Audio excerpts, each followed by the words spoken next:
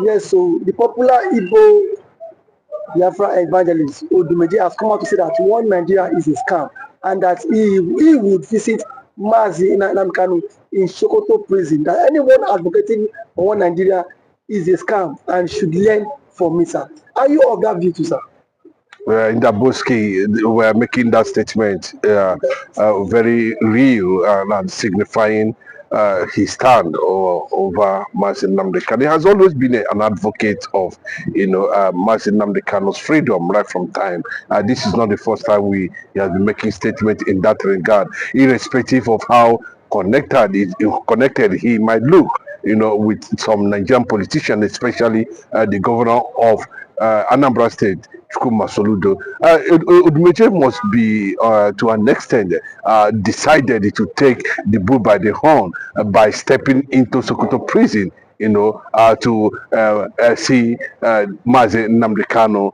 And of course, that visit is being seen as something very significant to a man like Prophet Odumeje, who has always, taken a stand most of the time, criticizing the bad government in Nigeria and the way the Nigerian government has actually been driven by people who are of deep corrupt tendencies. A lot of things has been said, even though people might see him as a very controversial, preacher or man of God or a prophet, but we can't take this something away from in the Boski or prophet, Odumeje on the issues pertaining to the freedom of his people, the freedom of Nigerians, the freedom of Biafran, and especially the way Amara Mazin Nnamdi Kanu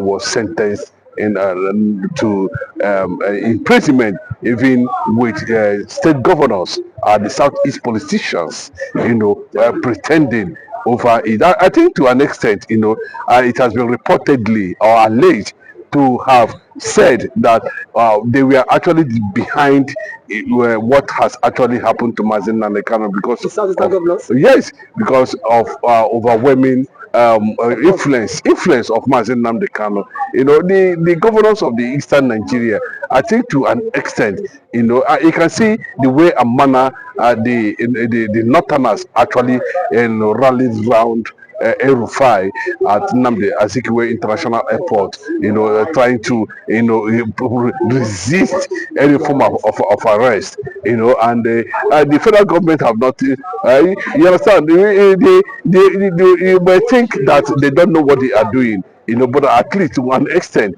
they were able to, deny the federal government of gripping El-Rufai, and of course, sentencing him or taking him to just court or detention or even otherwise. But what the in the Boski Prophet Odumeje has been saying before now is, how come that looks like these people actually look the other way and allow Mazin Nnamdi Kanu to be, imprisoned, even though everybody believed that he was actually, innocent in that regard.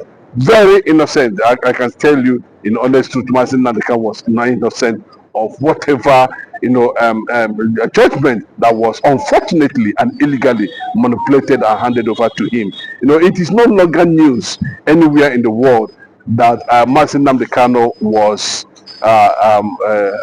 manipulated, or that judgment was a paid judgment, or a complicated one, a controversial judgment by James or Omotosho.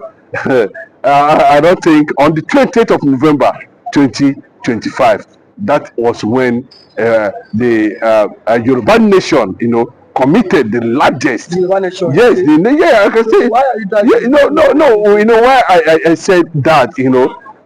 Because the northerners, some of the northerners who has been on the social media has actually, mocked that judgment. Yes, mocked that judgment, saying very clearly that actually the Buhari government did not, sentence Mazin Nnamdi Kanu. How come that Bola Ahmed Tinubu quickly rushed to that judgment in less than a few years in office and was able to, carry out that kind of, illegality, simply because that was why I was just comparing you. So with what happened to Erofai is a signal, of resistance. You see how these people, the Southeast governors were extremely silent, even when what they knew, the word news. I've listened to the guy from the U.S. government, who is also an author, who wrote about Donald Trump, books, who wrote Donald Trump biography and some other books, a very popular author in United States of America, and saying this very clearly that the world, I can quote the man, he said, the world knows that Mazi Nnamdi Kanu is innocent. The world knows. Yes. But sir, do you think that is the reason why Odumeje is saying that one Nigeria is a scam? And now Bashir Ahmed has come out to tell him that that word is a treasonable offense. That now that an evil man is inciting, now nobody has come out to caution him. Now if the federal government takes action on him, people will say the federal government the Igbos have been targeted, sir. They don't also has been calling for division. There has been series of concerned northern forum or organization, or whatever you may call it, has always called for Nigeria to go their separate ways. The fact that they thought they were actually on the winning side, when they were busy advocating Islam, going from one nation and other, registering Nigeria under OIC. They thought that it has gotten to that level, but they were surprised to see, the likes of voices like Mazi Nnamdi Kanu rising and, of course, reawakening the people's consciousness, and that's what happened. So, if they are saying that Odumeje should be charged for treason, of course, every Nigerian, as I'm speaking to you now, holds that view or perspective that Nigeria is no longer a reliable nation. It's no longer a reliable nation. Let me give you a quote from Jonathan. Jonathan also said it. That Nigeria, as a country, or as a nation, it need to be disunited for people to get their freedom. That Nigeria has never been a nation. Talk less of being a country. Yes, talk less of being a country. Nigeria is not even a nation. Talk less of being a country. So citing so many examples. When right from the days of the founding fathers of this country, who has also taken some of that position.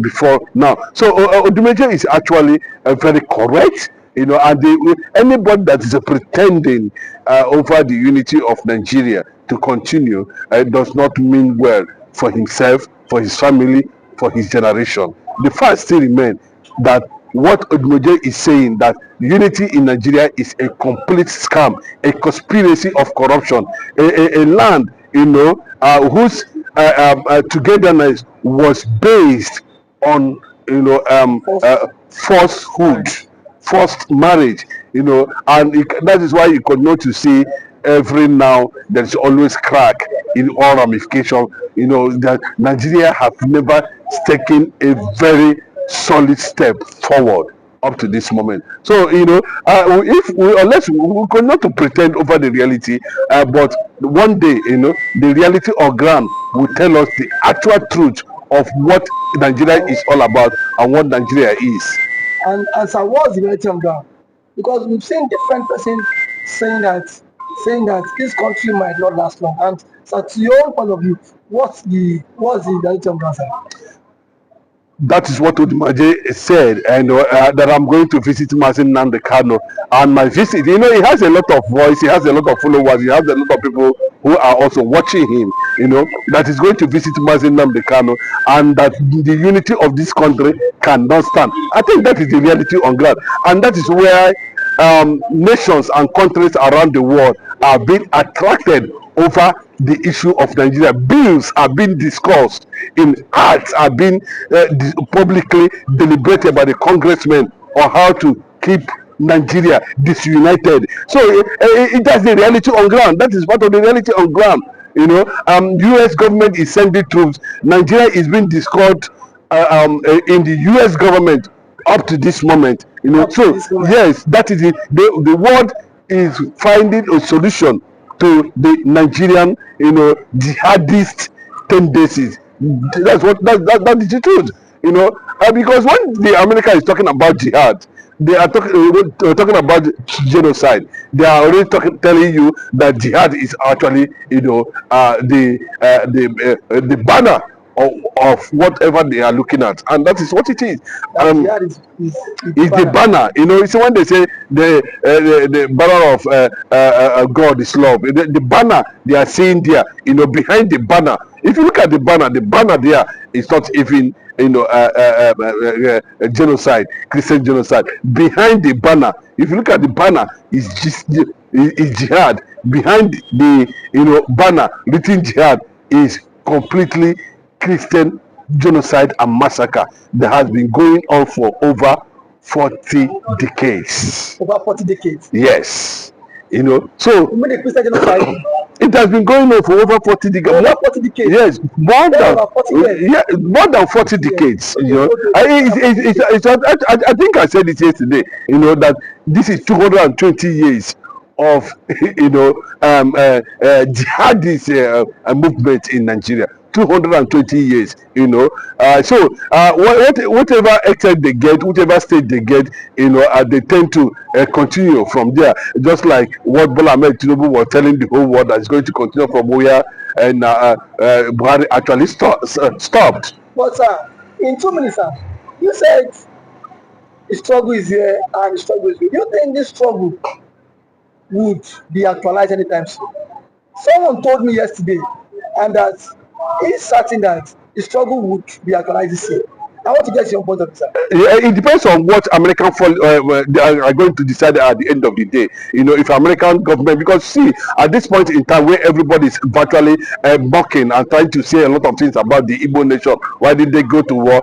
For sentencing Nnmandi Kanu and all that. Yes, they have right to say whatever they want to say, you know, about the Igbo nation. The Biafrans themselves, you know, are extremely careful now because they know they are already the targets, and now it has gotten to that point where we have a lot of arms, you know, on the side of the north, you know, and the world is watching this thing happen on daily basis. I think what we need is a superior force, you know, to get involved in Nigerian problem. A superior force, you know, a force that is greater than Nigeria, you know, to step in. Yes, to step in. But the truth still remains that the unity can no longer work, because if Donald Trump first he has to do the needful by dividing Nigeria, then he has endangered the life of Christians in this part of the country. Because he has the last a few years to live. And if he leaves and was not able to, you know, do anything with American presence, soldiers here and there, and at the end of the day, another government will come and say, this policies is just simply rubbish and withdraw everything. Then you have equally set Nigeria on a fury and chaotic, you know, mode that will result into a serious bloodshed. So to avoid that completely, you know, is to do the needful, to get into the struggle and know that the struggle that will solve this problem, because it is religion related. It is religion related. It is a political religion conquest jihadist agenda. So they are just what it is. And the only way people are telling the US government is just to proclaim that from henceforth Nigeria community is a threat to Christians and humanity, and therefore the quest for sovereignty of people who are already, so they cannot tell us that self-determination is a crime now. America cannot tell that. So, you understand? And they cannot say that this contraption should continue if they tell that they have endangered and of course put the entire Christians in Nigeria at risk. Thank you for your wonderful submission, sir.